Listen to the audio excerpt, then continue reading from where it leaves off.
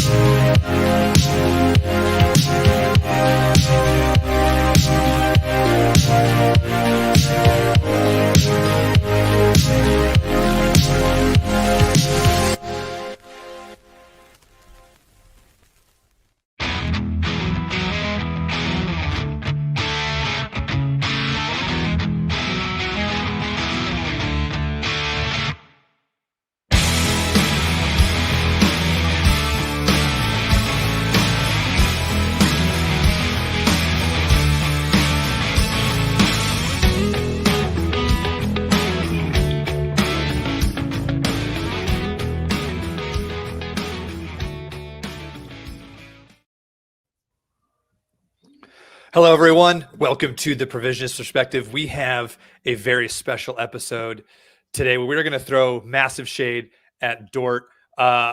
Two things. First, I resent the implication that we're ever getting our start time wrong. That is ridiculous. It's never happened. I resent that implication. Secondly, I will absolutely put up here on the screen every single terrible Dort pun that you come up with in the chat. Give me your worst. I will put them up there. I won't mention them. I'll just put them up there. Why did I say that? Why did I just do that? Okay. So here's what we're going to do. Okay. And then we're going to crack into this. Here's what's going to happen. We're going to go through Dort for specific reasons. We're going to have a very specific purpose here in Dort. And what you're going to see is that every question you've ever had as to why Calvinists interact the way that they do and why they take the tenor that they do and the arguments they make, all of it will be explained to you in the next hour or 90 minutes. My name is Eric. I'm Drew. And we have our special guest. And I'm not either of those guys. Warren McGrew. Warren. Rhymes. Who are you? You're the idol killer, Warren McGrew. Thank you for joining us, sir. Absolutely. Glad to be here. Mm-hmm. Yeah, we have Warren on today. He's a wealth of knowledge just on all these subjects and stuff too, but he's selling himself out to various different podcasts. If you're joining from the Idol Killer channel, welcome to the Provisionist Perspective, I guess. Like probably a number of you are familiar with us. I don't know.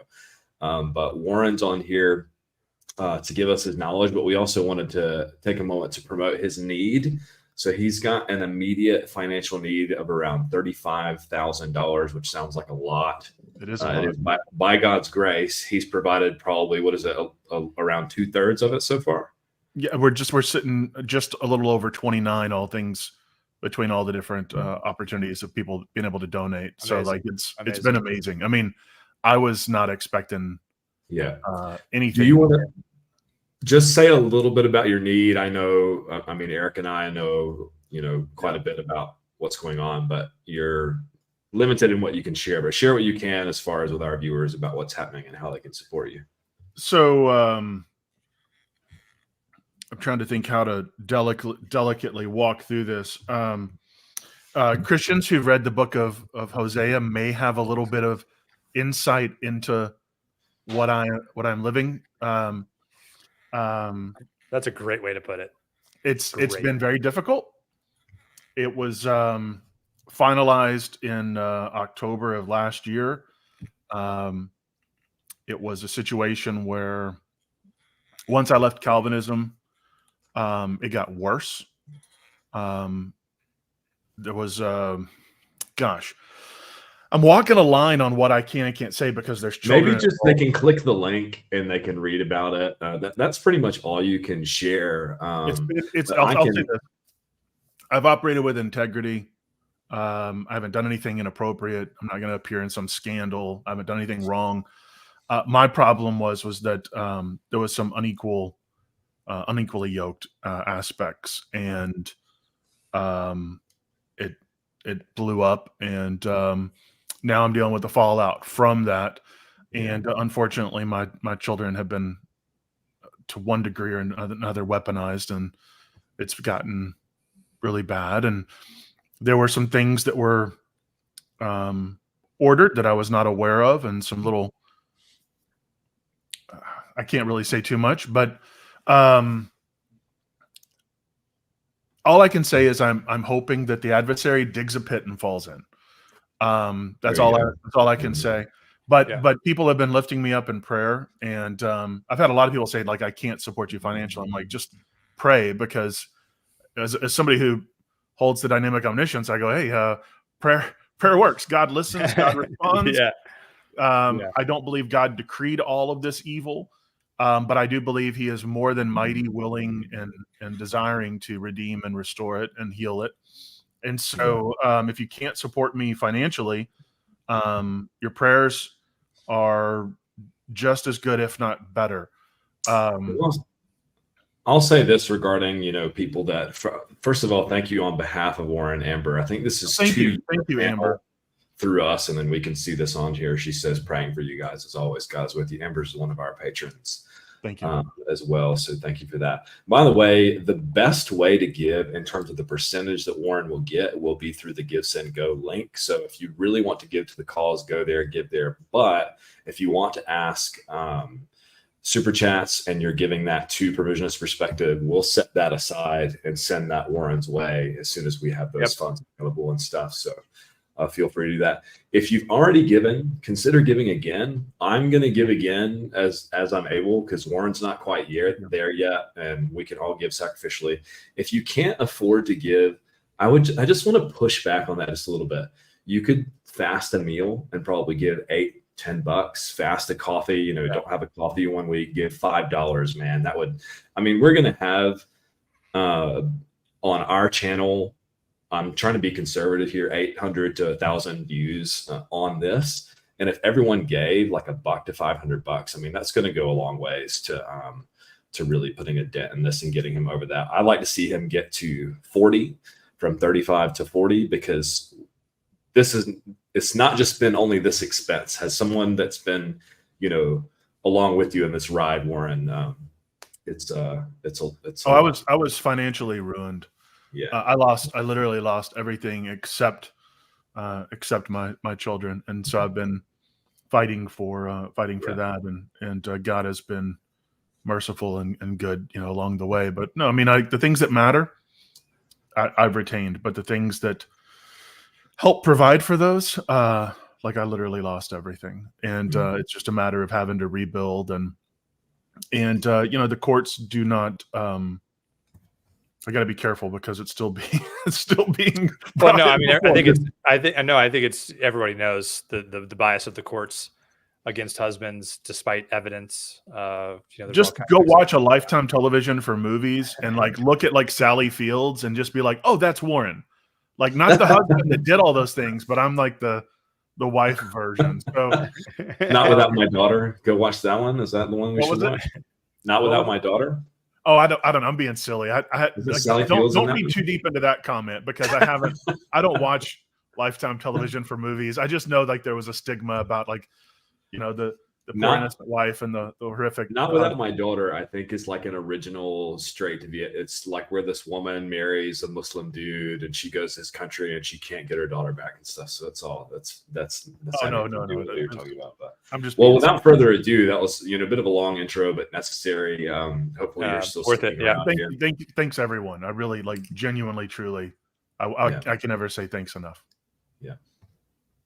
You go ahead, Eric. Kick it off. What do you got for us? What are we launching into today? Here's what we're doing today. I really am glad to have Warren here for multiple reasons, and one of them is because I think that his expertise is going to be helpful here as we go through this. One of the things that we have been hearing a lot lately, and then it comes up and then it goes away and it comes back up again. So it'll be good to have this on the YouTubes for posterity, is well, why don't you deal with the original confessions? Why don't you deal with the original? Why, go to the original sources? You're dealing with the Lawson, Max, Sproul, Piper. Don't deal with them. Deal with the original sources. Okay. So let's do it. I'm going to push back on that claim a little bit. That's what I'm going to start with, because my initial the question that I want us to discuss here at first, and then we're going to get into the articles. Actually, the first question here is this even relevant? So I'm gonna put a Reformed source here that is explaining the canons and where they came from. And the main claim here is that we're supposed to go to Dort, but the Scholastic Reform don't have to bring Dort to us. They don't need to they don't have the responsibility. I've had this conversation. They just don't feel that they have the responsibility to bring it into the modern sociological controversies. They think that we need to go to that. And you're going to see how spurious that responsibility, blame shifting, kind of putting the ball in our court is, just from the own Reformed sources. And then you're going to see how they really need to, because in Dort itself, it doesn't do, there's a reason why they're not able to, or won't, or can't bring Dort into the modern times, because Dort doesn't go there. And you're going to see that. So let's get started here. I've got some screens. It's going to cover our faces, but people don't want to see our faces. Can you give us a 60 to 90 second? What is Dort, and what does this have to do with our channel on Calvinism? Well, no, here we go. No, so this is it. Okay. So the Synod of Dort was held to settle a serious controversy in the Dutch churches, initiated by the rise of Arminianism. I knew it. I knew you guys. Come on, man. I gotta have fun. I just knew it. So I got that joy down in my heart, right? Okay. So there are, in the Dutch churches back in the whenever century, 1610, the Remonstrance of 1610. Okay. There was this pushback against Reformed doctrine. Jacobus Arminius. Okay. If you're in the controversies, if you don't, you're going to have to look stuff up. But there was this pushback, and there were these 5 points of remonstrance, and they pushed back in 5 ways. And as a response, Dort was a Synod of Dort, where a bunch of all the Reformed bishops got together, and they were pushing back against this, and they wrote out a settled document on their position on the remonstrance. Okay. The counter remonstrance. The counter remonstrance. Okay. And so that's what this is. And so this is my first question here, right? Arminians taught election based on foreseen faith, the universal application of Christ's atonement available to all who freely choose to accept it, limited human depravity, the resistibility of God's grace, and the possibility of the fall from salvation. So those are the 5 things. Those are the 5 things that Dort is pushing back against. I want to look at the first one here. Okay. Arminians taught election based on foreseen faith. Is that our position? No. Yeah. So, okay. Already we're on trouble. We're in trouble here, saying that the Dort is directly a refutation to us. Now, it does get there. Okay. We'll get there. But right off the bat, it is the responsibility of the people who say that Dort refutes us to show us how Dort refutes us. Because what Dort is doing is it is a counter to the remonstrance of the Arminians. We're not even Arminians. Arminians don't like us, by and large. I mean, there's some, that's a little spicy, but I'm saying they push back against us. We have differences with them, a lot more similarities for sure. We have our differences with them. They wouldn't claim us. We wouldn't claim them. Okay. So you have to bridge that gap a little bit. It's not on us to bridge that gap. Okay. So they are talking about the remonstrance. The other thing that I thought was really interesting here is how specific Dort claims to be. How the kind of myopic specific focus of Dort. Okay. This is from the Reformed source. This is, let me give you this. I'm about to have a seizure, man. What's going on with the flashing of the, are you subconsciously programming Dort? Yes, I'm like flashing on the screen. Yeah, I'm flashing. This is from the Christian Reformed Church. So this is CRCNA Canons.org, the Christian Reformed Church. If you type in Canons of Dort, is the first thing on the Google search. Okay, so here we go. This is their original intent. The original purpose as a judicial decision on the doctrinal points in dispute during the Arminian controversy. That's what it's for. It has a narrower scope than other confessions or catechisms, and it focuses on the 5 points of doctrine in dispute.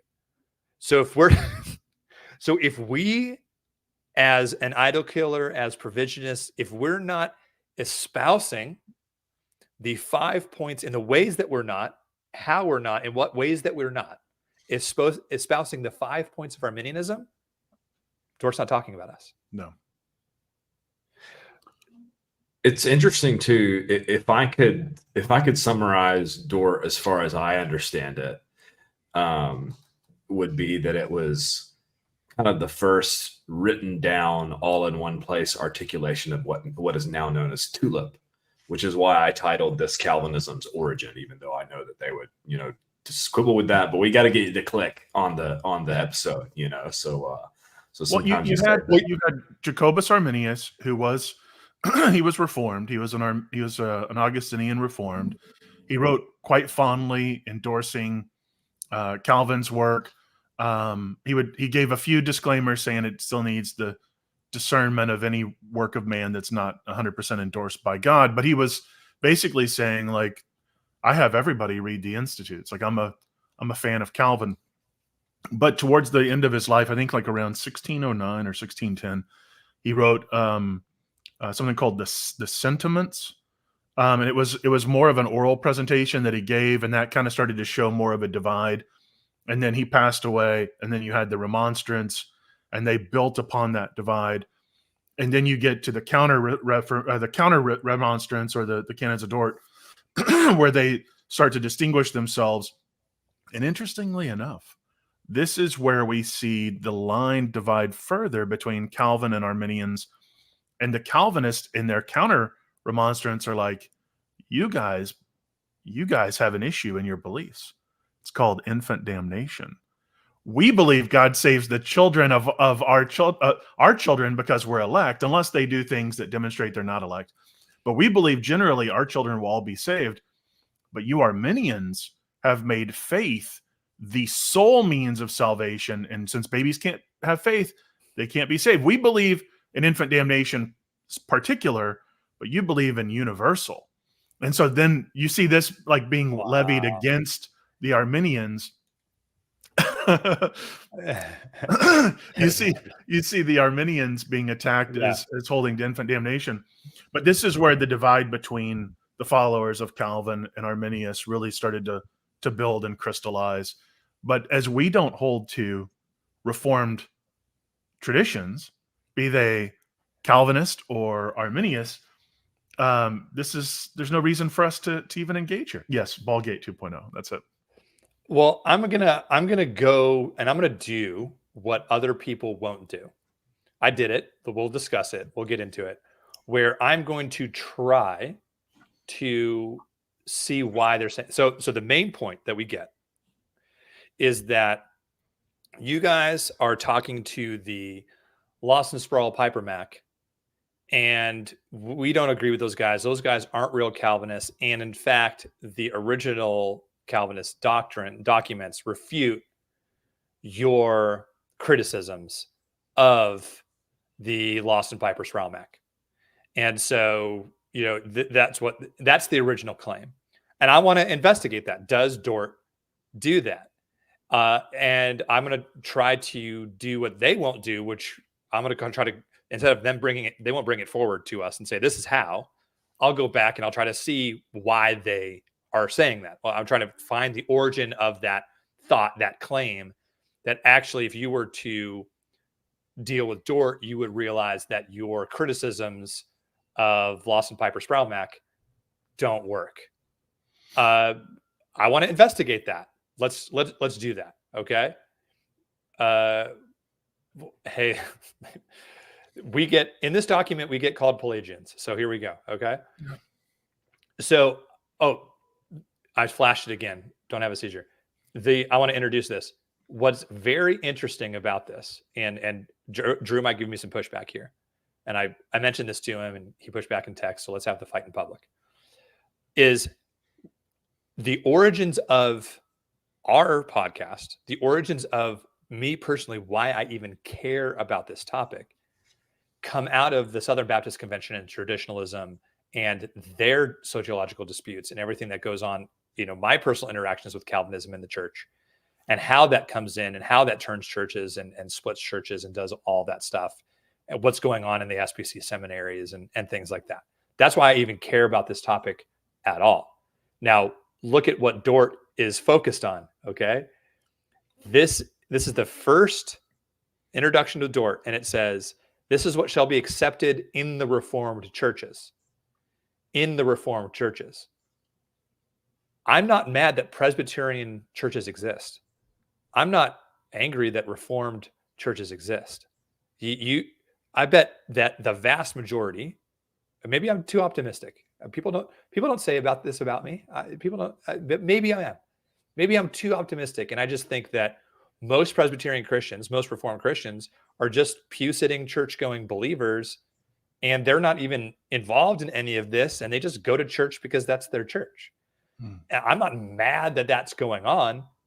And if you have particular doctrines in your Reformed churches, like Dort is trying to say, hey, this is what it is to be a Reformed church, I'm not, go ahead. Who's stopping you? Okay, Drew, go ahead. Push back on me. No, I mean, I think the only pushback that I have is that I would just view the doctrines as generally harmful to believers, but I also don't want to shut the doors of a Presbyterian church just because they believe Calvinism either. But I do want to see them come out of it because I think that the doctrines are largely harmful. And anything that you believe, this shouldn't be a surprise, people. Anything that you believe that is false has to be harmful to you in some way, whether it's a small way or a big way. And when it comes to theology and our view of God and salvation and God's love for others and stuff, I mean, it's big. It's a big issue. This is a secondary issue in that, like, I'm not going to say you're not a believer over it or whatever, but some people are just like, oh, let's just agree to disagree. And I'm like, I feel like it's a little bit more profound than that. And I don't know how to say that. Like, I'm happy to disagree with you, but I'm not happy to pretend like it's not an important issue, I guess. And I don't think any of us here at this table on the provisionist perspective believe that it's not an important issue, but that's my... Sure, and Warren, are you put off that Reformed churches have their own distinctive Reformed doctrine?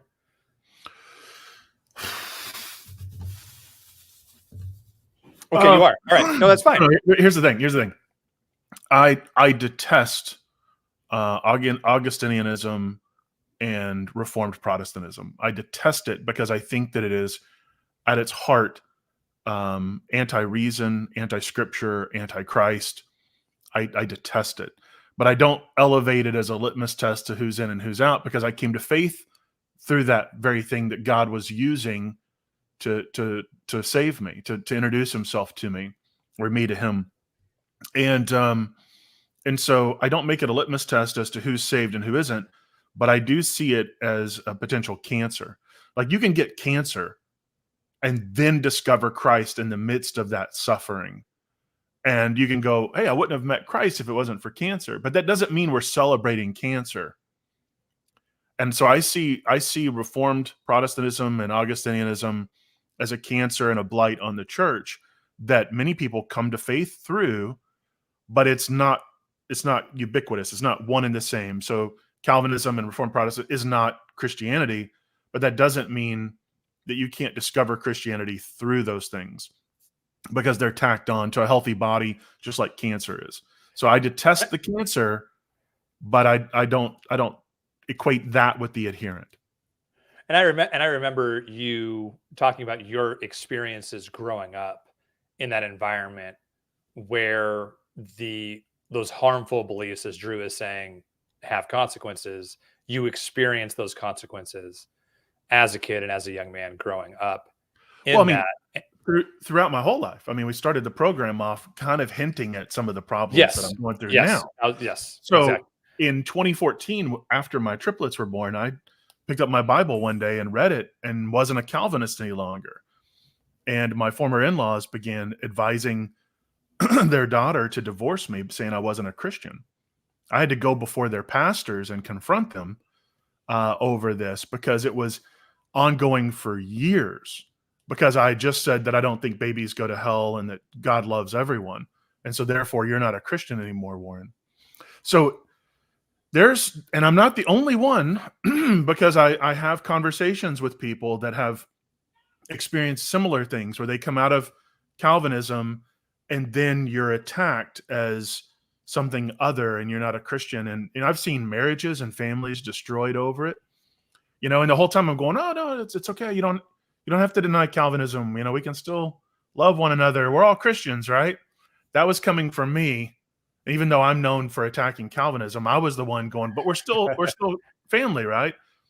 But the reverse was not returned. In fact, it was a clear line of delineation. Like, if you reject total depravity, you're not a Christian, you're not saved. And therefore, divorce and you're going to see other matters are up for fair game. As we go through this, you're going to see why that they believe that. You're going to, what I said earlier was, you're going to understand why they behave the way that they do, and they take to the pastor's credit, though, they actually sided with me doctrinally and advised that behavior stop, but it didn't curtail it. Got it. Right. Yeah. So you're going to see why they believe that. But I just thought it was interesting that it says what they're trying to do is to give a particular reformed doctrine. And yet what we hear is that everyone should believe this. We hear that everyone should adhere to these things, and that this is a Christian litmus test for whether or not you're saved and all this stuff. Well, but Dort isn't even trying to do that. Dort is just saying these are for reformed churches. And later it goes, it does put more juju on people who don't believe these things. But it's interesting that that's their purpose, is to create reformed doctrines. Okay, so let's go through this, and we're going to go through the first several articles just fine here, and we're not really going to have any dispute. Okay, so the first doctrine is God's right to condemn all people. Since all people have sinned in Adam and have come under the sentence of the curse and eternal death, God would have no one an injustice. God would have done no one an injustice if it had been his will to leave the entire human race in sin and under a curse. The whole world is liable to the condemnation of God, Romans 3:19.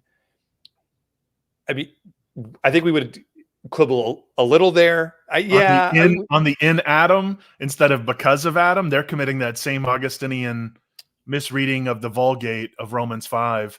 Sure. That Augustine did. So I would reject their anthropology and say we sin because of Adam, not in Adam. So we understand where that anthropology is coming from and where they're getting that Article 1, and so we would reject that. But the idea that God has the right, he can condemn whoever he wants. Yeah, he can condemn whoever he wants. So I think we would reject that anthropology that comes out of that, but we would go, he can condemn who he wants. Okay. Mm-hmm. Articles 2 and 3, the manifestation of God's love and the preaching of the gospel. There's nothing in here that we would disagree with. He sent his only begotten Son into the world so that whoever believes in him should not perish but have eternal life. We say amen. Preaching of the gospel, in order that people may be brought to faith, God mercifully sends messengers of this very joyful message, et cetera, et cetera. No problems there. We're totally fine.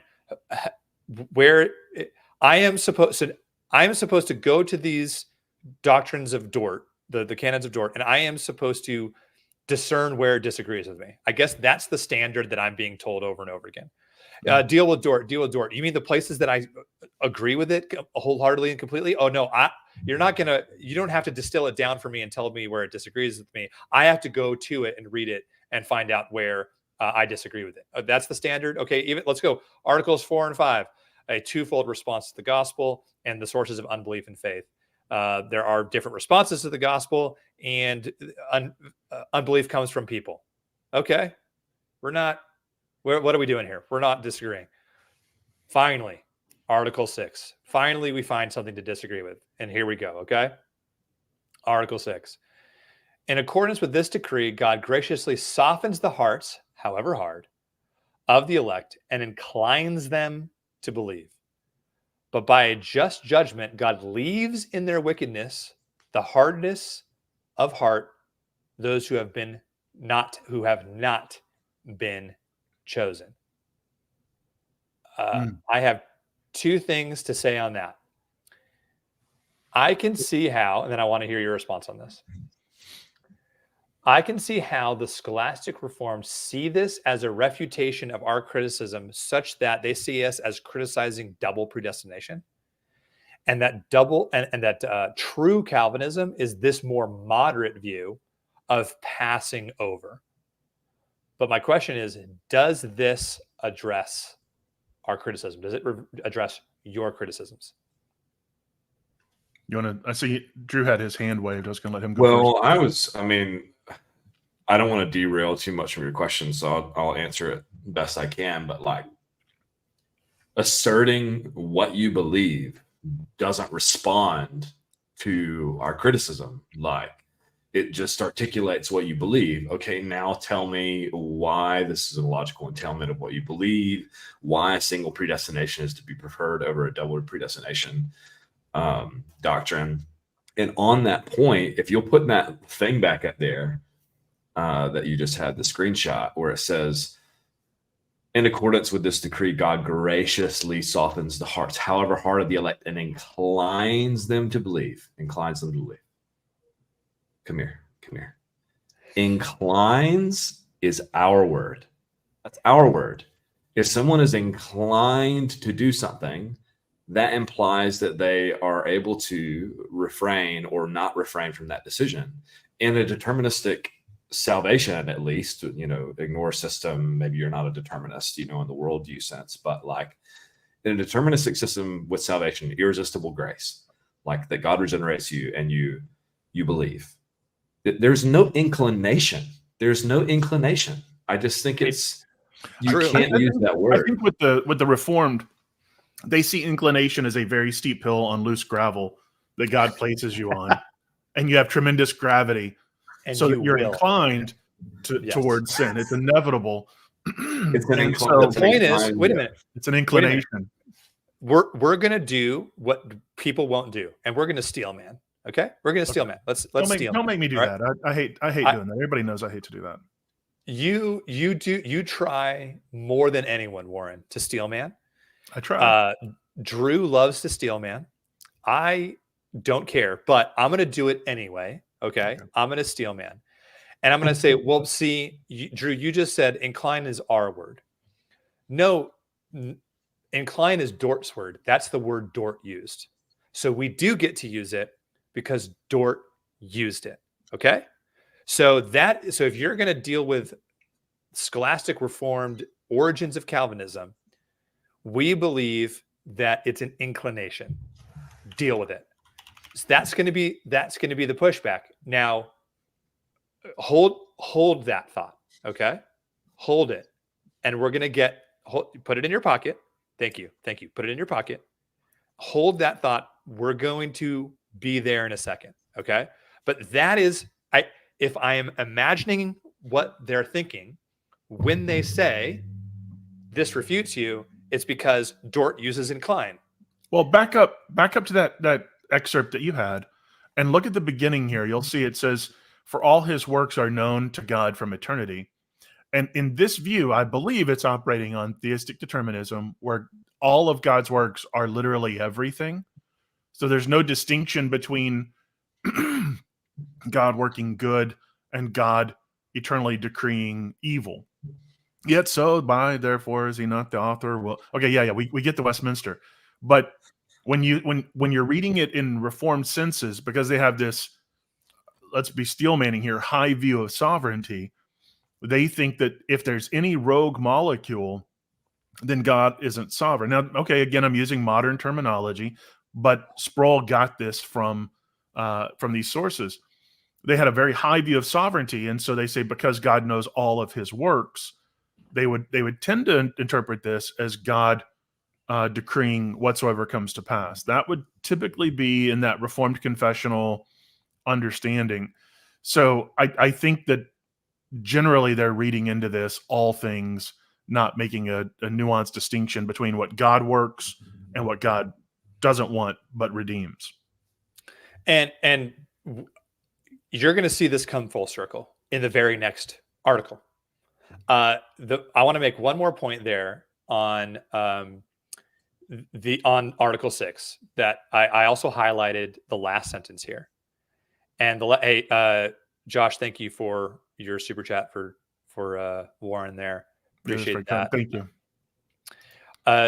This is the last line of Article 6. The wicked, impure, and unstable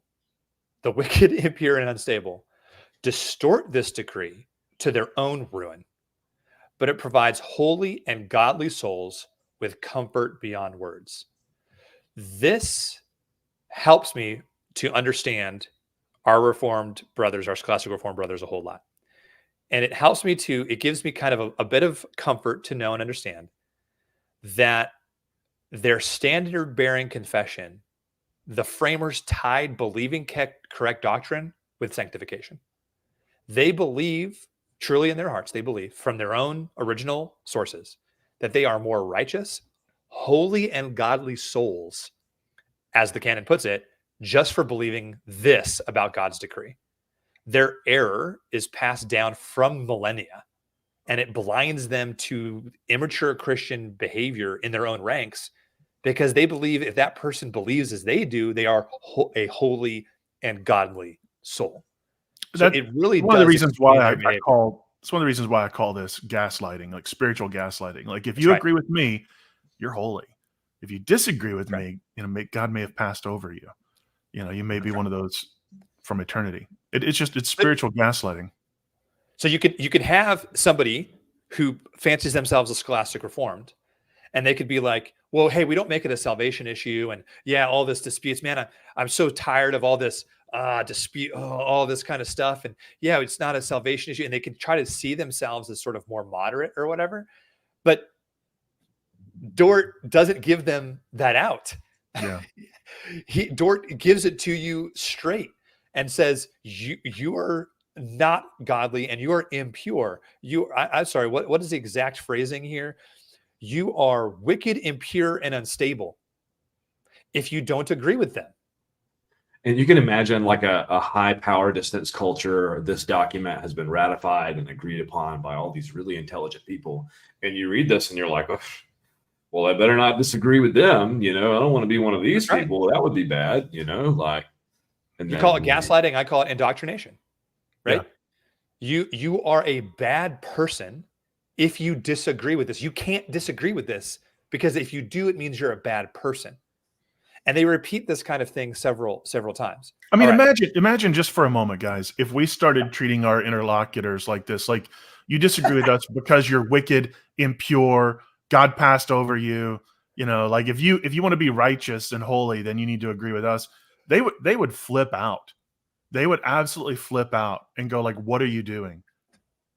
I mean, it's just, Yeah, they believe, they honestly believe that their Calvinist pastors and teachers are above reproach, and their doctrine cannot be criticized, or you're impure and ungodly. They actually believe this. So they have a special pleading in their mind where they are immune from criticism. They literally can't take it and shouldn't have to. Yep. And so if you're after them, then you're a bad person. And what you're saying, Eric, for the record, is like, this is Dort. This is Dort. So if you don't agree with Dort, if you disagree with Dort, then say you disagree with Dort. If the shoe doesn't fit, don't wear it. But we're just reading you Dort because you told us to read it, right? You told us to engage with it. All right. So let's go back to inclines. I told you to put it down in your pocket. You can take it back out now. Okay. Let's go back to inclines. Thank you. Take it back out of your pocket. Okay. Article 7, the very next article. God chose in Christ to salvation a definite number of particular people out of the entire human race. This is double predestination. Sorry about it. You don't get to say inclines and go, just a Passover. See, it's more moderate. See, you provisionists, you guys are just arguing against hyper Calvinism. You're just arguing against this double predestination, Lawson, Sproul, Piper Mac, and it doesn't go with Dort. Dort isn't like that. It's nope, that's not the original. And then Dort goes, God chose in Christ to salvation a definite number of people out of the entire human race. Like I tell my teenage son, if you're not choosing one thing, you're choosing the other thing. I literally have this. You're not supposed to do this on camera. Here we go. I have this coin from my church, and this coin from my church is like, whatever, you're choosing one, the healthy tree, the healthy life, or you're choosing the other one. There isn't a not choice. That's not how life works. If you're choosing one, well, I'm not choosing to be unhealthy. I just eat McDonald's every day. No, you're making a choice. You don't get to say passed over. This is double predestination. And so what does this mean? What does this mean? It means that our arguments, we're criticizing the right things. Our criticisms don't miss Dort. They land squarely on it. Mm. Yeah, I mean, to choose one and not the other is a choice not to choose the other. I mean, it's not a non-option.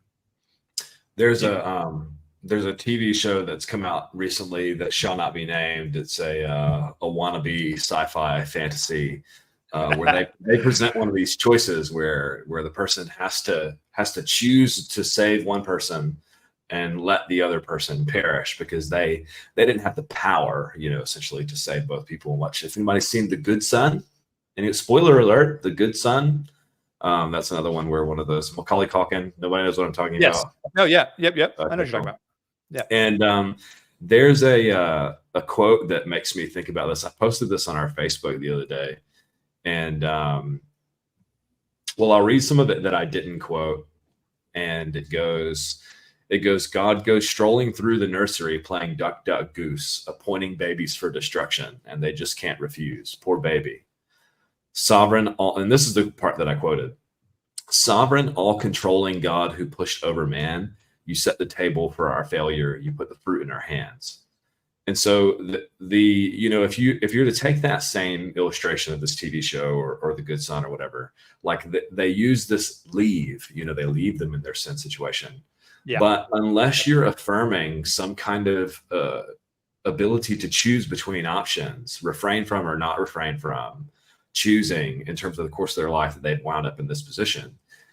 If you're affirming this divine decree that makes these things necessary after the decree was made, then the situation that person was in was orchestrated by God and couldn't have been otherwise. And so then you end up having God choosing to leave them in the state that he orchestrated for them. And then no less for his maximal glory. It's an unconditional choice is the main issue here. It's an unconditional. Yeah, and you're passed over, chosen not to be saved. Yeah, Dort 100% rejects any condition. Yeah, repeats it over and over and over again. Well, because this is a response to the remonstrance that believed in the condition being God's foreknowledge. And so this is a response to the remonstrance saying, no, this is 100% unconditional. And because of that, it's a response. Dort goes on, and we're going to see this right now. Dort goes on to just start responding to objections to this reprobation. So it responds to reprobation, and it says, not all, this is down Article 15. So I skipped a bunch of articles because I'm flashing again. The articles are just a explanation of the election. So just article after article of this is what the election is. Then it goes into what it's not and starts refuting people who have a problem with this. And it says, not all people have been chosen, but that some have not been chosen or have been passed by an eternal election. This is God's choice in doing this is irreproachable. Okay. You can't fault God for this choice.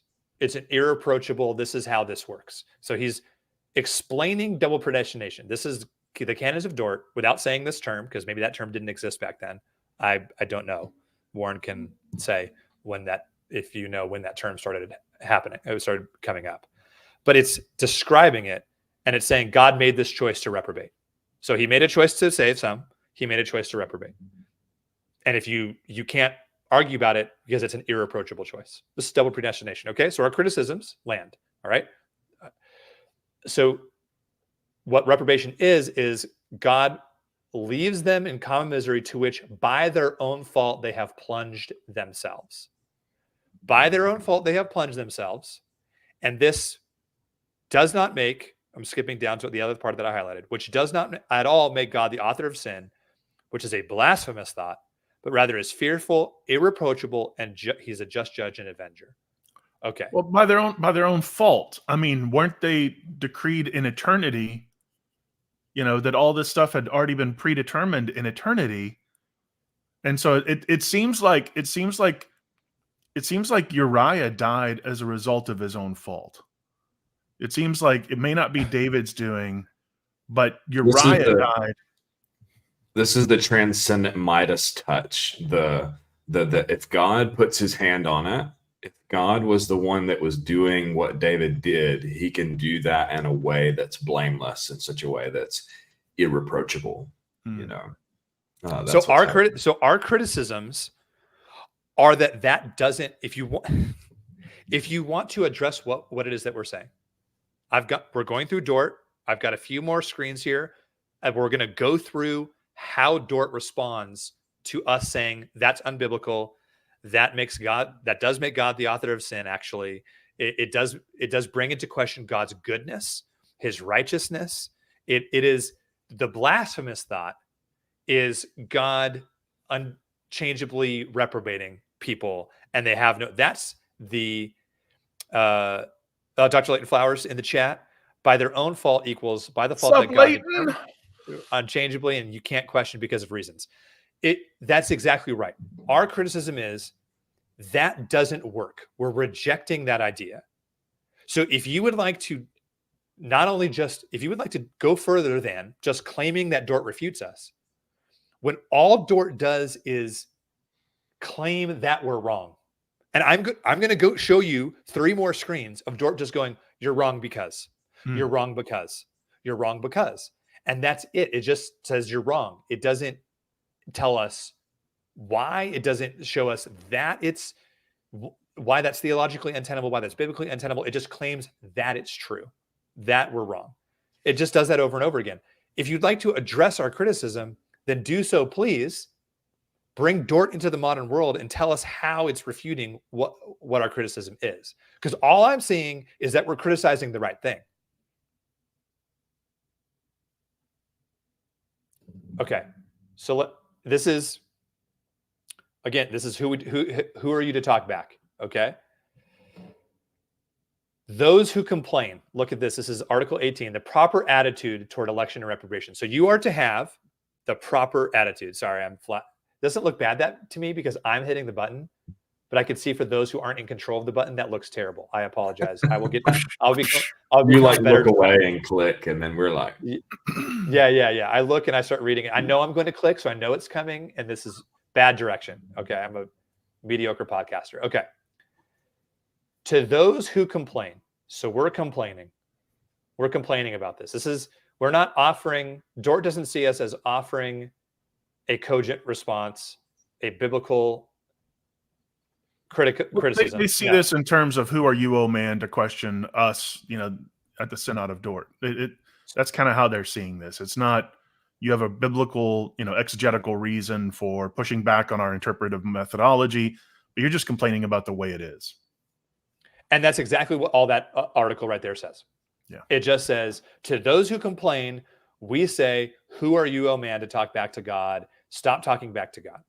And that's the only thing it says. It doesn't say, for those who complain about this, here's why you're wrong biblically. Here's why you're wrong theologically. This is why we reject this.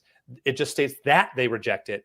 And if you're whining, it's because you don't like God's sovereignty. Well, I mean, remember, you're wicked, impure, and all these other things. That's you're why wicked and impure. Yeah. This is why you're doing it. It's impugning motive, and it's basically saying, well, we know we're right because we're regenerate, and we know that we're regenerate because we're right.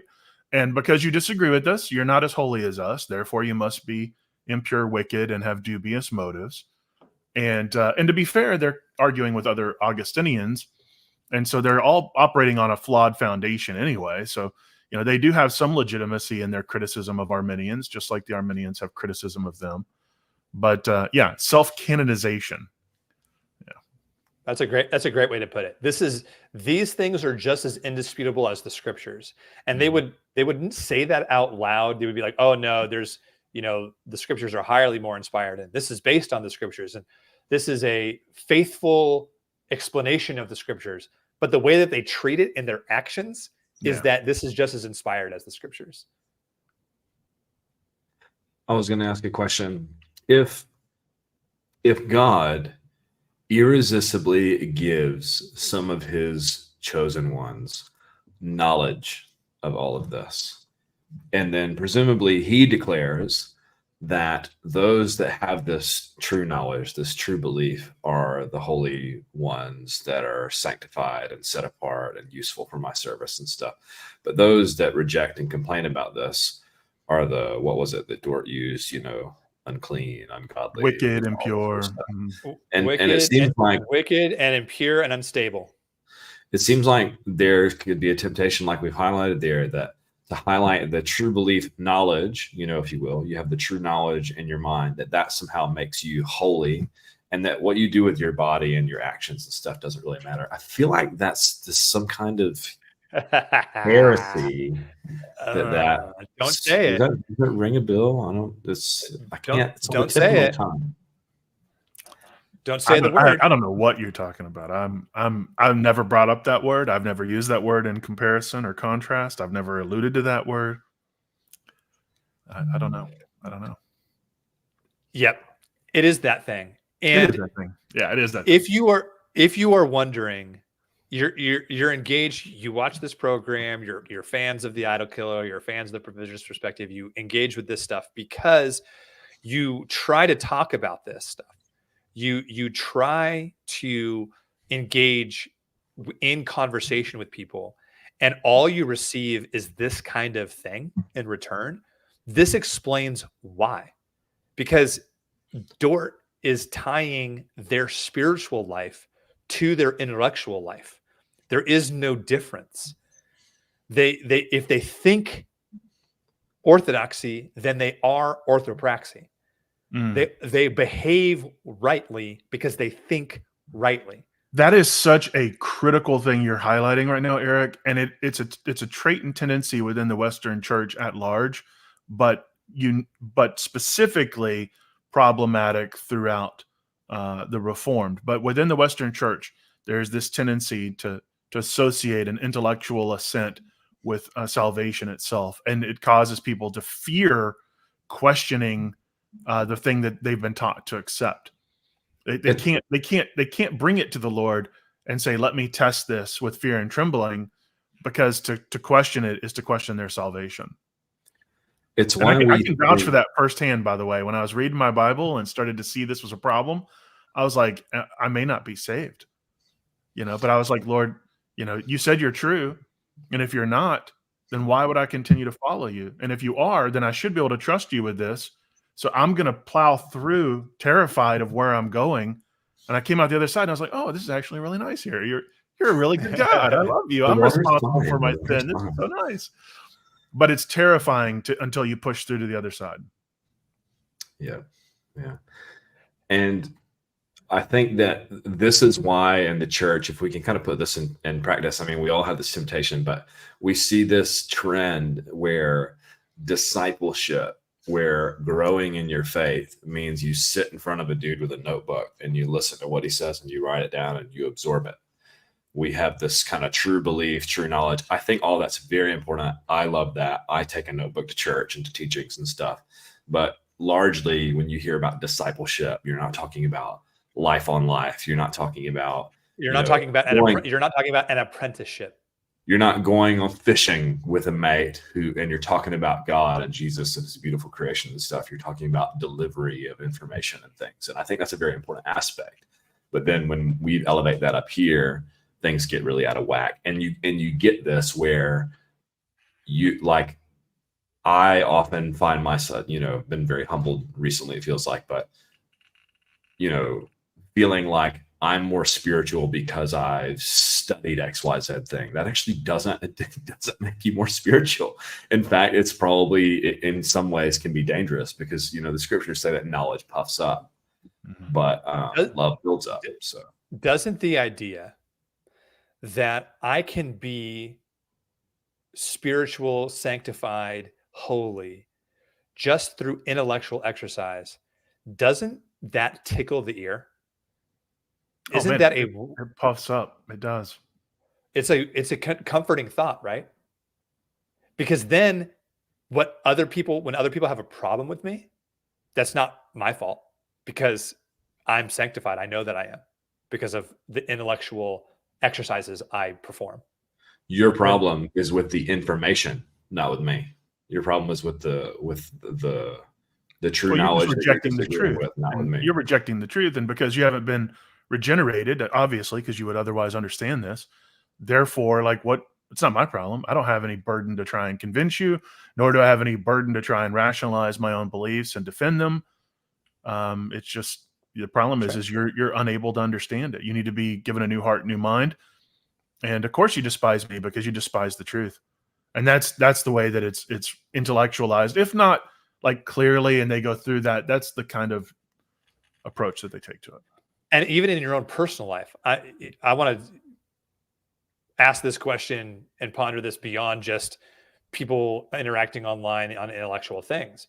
It tickles the ear in your own personal life that it can't be that these things are my fault, or it can't be that I have these weaknesses. It can't be that I need to mature in these certain ways because I already know that I'm godly and pure and holy because of what I believe. So these problems in my life are other people's. It's other people are doing it to me. And then are you going to question those beliefs? I mean, I feel like maybe we're hitting the same thing over and over again, but it's important to note, like, if you have that because of what I believe I'm holy, you're not going to want to change those beliefs. And in Warren's case, if you do, then you feel like you're sliding down into sin as opposed to just shifting your beliefs on something.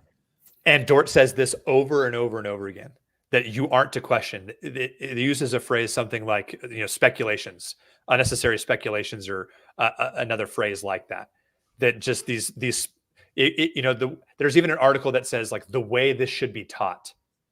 This should just be taught this way. It should just be said this way. And all these other speculations shouldn't even happen. I would dare say if we went back in time and we met with these gentlemen, that we would not find them very enjoyable company. And we would not find them all that intellectual either. I think that if the average internet Calvinist got in his B theory time machine and flew back to the 1600s and attended the synod, he'd be like, oh, this is great. And why does everybody smell? And why is their hygiene so poor? And why are they as ignorant as they are? I think it would be a wake up call, and it would cause them to question those that they revere. But yeah, through the haze and the mist of history and all the reverence that they've been imbued with, I mean, they're not. I know the Reformed hate iconography. I know they hate the icons of like the East and Rome. But, they've got their bearded saints and they've got their dusty tomes, and it's really no different. And in this case, like, you're not going to question that. But I think if you came face to face with somebody like that, it would be a wake up call. I think it'd be a wake up. Yeah. They always say, don't meet your heroes. That's it. I want to show two more instances of this, just to show that this is how I'm not picking out parts of Dort that I think are going to make for a good YouTube episode. I'm not nitpicking things and leaving out Dort's just super robust explanation as to why we ought to find this. We ought not to find this doctrine of reprobation heinous and unbiblical and immoral. I'm not leaving out like the best argument. It doesn't make one. Like it does these articles, and you might say, I've got my interlocutor in my head. You might say, well, the article parts are just it expressing the Reformed doctrines. It's not even responding. Okay, there are these Roman numerals afterwards that are responses. Okay, and here's one of them. On you can't look at this one because look around this one takes up the whole screen. This is the third one, and it says it gives a response, a claim against their view of election, and then the response. And so it's basically saying those who have a problem with election, here's the response to you. And the response to you is, for by this pernicious error, the good pleasure of God and the merit of Christ are robbed of their effectiveness, and people are drawn away by unprofitable inquiries from the truth of the undeserved justification for the simplicity of the scriptures. It also gives the lie to these words from the apostle, quote, God called us with a holy calling, etc. 2 Timothy 1:9. So basically what they're saying is, if you disagree with this, you're just robbing people of the truth and you're disagreeing with the scriptures. Put it back up there for just 1 second. Granted, for those of you that can tell, this is my first time engaging with Dordt RELEVANT, but it says, good pleasure of God and the merit of Christ are robbed of their effectiveness, and people are drawn away. People are drawn away from what? They're robbed of their. They don't believe what they're saying, Drew. You know they don't. They're not consistent. Are you don't saying hold them to be consistent? That sometimes God the is enlightened, regenerated don't need to be consistent, Drew. They see things on a whole other spiritual plane that you're incapable of comprehending. For them, contradictions are merely one bridge from one logical truth to another. Like, you just don't get it. But it's because you're wicked, impure, and you are objecting to this divine revelation that these illiterate, smelly. No, I'm kidding. They're not illiterate. I've told this little anecdote previously on this podcast a few different times. First of all, effectiveness is our word. That's our word. You can't have it. It's ours. Okay. Secondly, the anecdote is that once upon a time, I was with an organization that was largely reformed leaning, at least in its leadership. And I found a Bible, and it was, I think it's Acts 16:1. I think it was, where it talks about how Paul and Barnabas spoke so effectively, yes, that people believed. And I remember it was like underlined with a question mark next to it. And I was like, that one stumped you a little bit, didn't it? I wonder what this person, where they went with this question, because you put that in your theological pipe and smoke it, eh? Like that's going to be a challenge. That's our word. Can't have it. That's all. So that's their response to our objections. This is, I mean, we can kind of wrap this up a little bit here. I'll show one more example because it's just too juicy, but we can kind of start wrapping this up a little bit, where this is supposed to be the document that we're supposed to engage with, because this document answers our criticisms of double predestination that supposedly Lawson, Piper, Sproul-Mack get wrong, even though Dort absolutely teaches it. This is supposed to answer our objections. And their responses are just, you're wrong.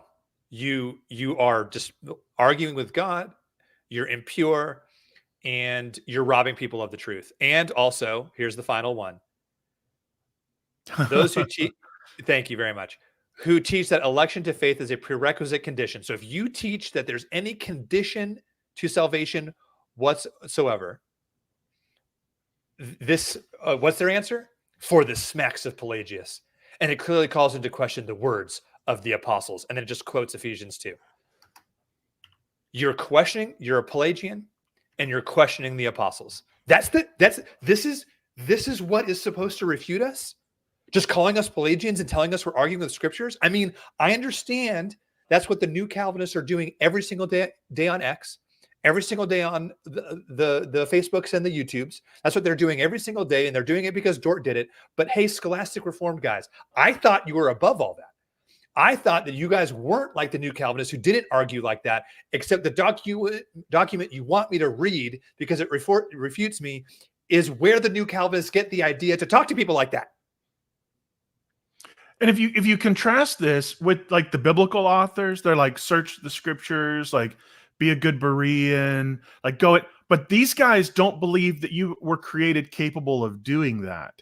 And so they're going to sit back and say, like, if you dare question what we say and go to the word on this, and instead of accepting our eisegesis, where we take one verse ripped out of context that says like Jesus rode a donkey and it's like this, and then you write 6 pages of exposition about how this means that he had a Mazda Miata and a permed hairdo and like wore a members only jacket in the 80s and appeared on Miami Vice.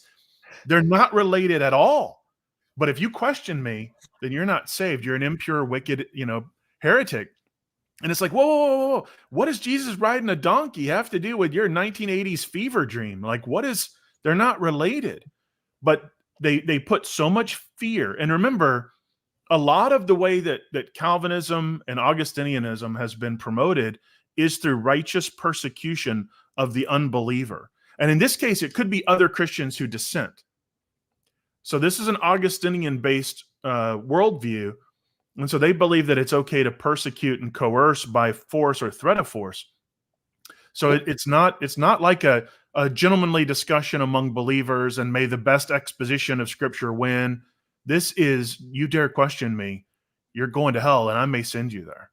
And you're right. The political, social, theological, cultural milieu, to sound smart, that this was created in was that theology and politics and the power of the sword were all tied in together. There was no secular culture. There was no individual rights. None of that stuff existed. If you could be put to death for your theology, and this is where this thought comes from. And I love the guy that you were talking to the other day. He like names himself, and he's a pastor, and he puts his real name out there, and he talks to people like this, where he says tells you not to comment again. And it's funny because that's what they wish they could do. They wish they could use the power of the sword and the power of prison and political power so that you would stop talking. They don't think that you have individual rights or freedom of speech, or that they should believe that you shouldn't be able to talk like this. You shouldn't be able to come against the pure and godly souls that are teaching these things. They don't think that you should be able to do that. And if they had the power, they would stop you. Yep. It fears.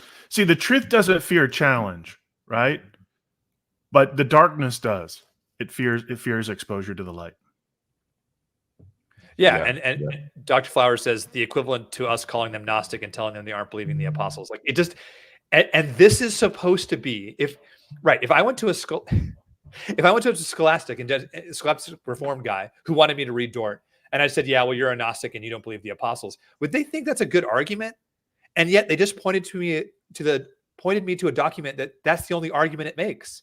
What are we talking about here? You're going to have to bring this into the modern world. You're going to have to bring this out of the past and out of that kind of argumentation, and you're going to actually have to make a case here. And I think that's why they don't, because Drew and I have asked them to. We've asked them, how does these scholastic sources, how does it refute what we're saying right now? And they just won't tell us. They just say, well, as a show of good faith, or I'm not going to take you seriously because you're not reading it, or no, you have to go and do it. It's because they can't, because Dort doesn't tell them how to refute us. Like, Dort doesn't go there. And so they don't know how. And so then they don't. And then the only thing they can say is, you go read it. Well, I think it also stems potentially from many of these Reformed guys just associating every non-Calvinist as an Arminian. And so they go, well, just read this refutation of Arminianism. And in part, it's because they don't understand their own position. They don't understand Arminians, and they don't understand that we're not any of those. So, there may be just some speaking past of each other, maybe even, unintended. There may be some good faith effort there, just we're on different wavelengths. So I'm not condemning everyone that goes and says, hey, read Dort. I think you should read Dort. I think you should read the letters of the Remonstrance. I think that you should listen to provisionists and, be exposed to a lot of different views so you can get out of your echo chamber and genuinely consider them. But if you think that Dort is a refutation of us, then you don't know either one of us. Yeah. And speaking of listening to provisionists, be sure to smash that like button. And I was going to say, this is the beautiful thing about the, whatever you want to call it, like the YouTube era, is that some dumb schmucks like us, we can jump on YouTube and stuff and have channels and things. And it brings everything down to this level where it's like, just because these ancient guys said it was so doesn't just make it so. Like, you have to actually make arguments and support your view and so on. So like it's kind of creating this egalitarian space where lots of different people are able to have exchange of ideas and all this other different stuff. Whereas you're reading Dort and you're like, well, I don't want to be one of those people. And these people have the power to put me in prison. So bump that, and then you get, a few years ago where you might have freedom to speak, but you don't have a platform because you don't have the influence. Whereas I can just, get a camera here and then hop on YouTube and stuff. And suddenly, you can build a platform for better or worse, God help and I us. do think that's right. Exactly. We're responsible before God for our words and our behavior on here. But I do think that is, to bring down my energy a little bit. I do think that is one of the main disconnects we have in having conversations with some of these classic Reformed guys and some of the new Calvinists too, is that we don't have that reverence for their sources that they do. And I think that they have an unexpressed expectation that we ought to. And when we don't, it really puts them off, and this isn't worth it for me. And I'm not going to talk to these guys because we say things like what you were saying is their hygiene and they probably weren't that smart or whatever. But like, we just don't, you're people are going to take you out of context and everything like that. You're kind of making, they were brilliant. Brilliant. You're saying hyperbole to make the point that don't meet your heroes because they're just humans. That's what you're saying. Yeah, sure. And people are going to take you out of context. But we don't. I'm trying to soften you a little bit. Let me do it. The thing I was going to say though, and I appreciate you running cover for me there. And it was all a metaphor. There was no real intent behind any of my words. Yeah. But if you're talking to a Reformed person, you go, listen. If you were talking to a Mormon right now and they started quoting the Book of Mormon, would you revere their sources to the degree that you revere your own? And they're going to say no. And it's like, okay, now, and you're right. And they're going to say, yeah, I believe I'm right. Okay. Well, now I believe I'm right. And I'm interacting with somebody that has the same reverence for their sources that the Mormon does for the Book of Mormon. So you could see why you and I have pretty much the same view of one another's sources. So let's set that aside and let's apply that whole sola scriptura motto, that you're always touting. And let's go back to the original sources and look at scripture in context. And I think that's really the best way. So the thing we both have reverence for. Yeah. The thing we both have reverence for. And I think that in that case, context in scripture, it's fit for teaching, correction, training, and righteousness, reproof, that the man of God may be equipped. Like, let's go and do that. Let's set aside all these dusty tomes of men that may or may not be, faithful, that God never endorsed. I mean, we can both agree God never endorsed any of the men from Dort. I don't know a single Calvinist that's going to come in and go, no, these guys are on par with Scripture. So then let's stop regarding them as that, and let's go back to the text. Let's actually be good Bereans and not be afraid to question. Dort's getting you scared. Why are you scared? Like, Jesus said, you'll know the truth and the truth will set you free. And like, let's start living like Christians. Let's do that. Yeah, that's right. So be it. Love that. That's a good way to close it. I got to plug one more time. If you're just tuning in, part of what we're doing here is trying to help Warren in a difficult time. So you can go to givesango.com/idolkiller. That's the best way to give to the cause because he'll get the largest percentage out of that from here. And we appreciate you all tuning in today. And be blessed and go be a blessing this week. Amen. See ya.